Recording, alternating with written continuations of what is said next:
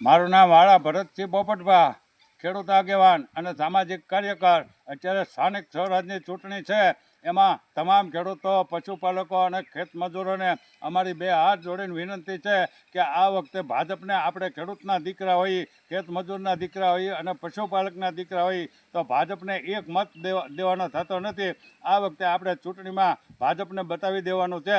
આ કોઈ રાજ્ય કે રાષ્ટ્ર લેવલની ચૂંટણી નથી. 2027માં પાછી સરકાર બનાવવાની થાય તેથી આપણે જોવું, પણ અત્યારે સરકાર બનાવવાની થતી નથી. અત્યારે ગામ પંચાયત, ગામડાની નાની નાની ચૂંટણી, તાલુકા પંચાયત ને જિલ્લા પંચાયત હોય એટલે એક જિલ્લા પંચાયત તમામ 34 જિલ્લાની અંદર એક પણ મત ભાજપના ખેડૂતનો, પશુપાલકોનો, ખેતમજૂરનો પડવો ન જોવે, તો જ સરકારને ભાન થાય. નહીંતર સરકાર આપણને ખેત પેદાશના અડધાય ભાવ આપતી નથી અને આપણે ગળા ખેંચીને આંદોલન કરીને મરી જઈએ છીએ. અને સરકાર ત્યાં નેપોલિયનની ઘોડે રમ ભડકે બળે અને નેપોલિયન દારૂ પીવે, આ ધંધા કરે છે.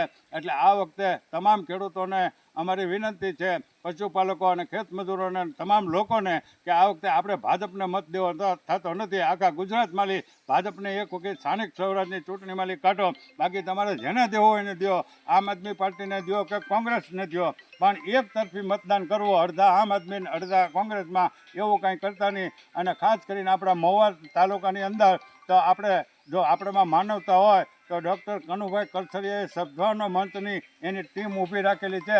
એટલે 22 એના જે ઉમેદવારો છે અને જિલ્લા પંચાયતના ઉમેદવારો છે, એ કનુભાઈના તમામ ઉમેદવારોને આપણે જીતા. કારણ કે કનુભાઈનું મહુવા તાલુકાની પણ આખા ગુજરાત ઉપર એનું ઋણ છે અને પ્રમાણિક માણસ છે.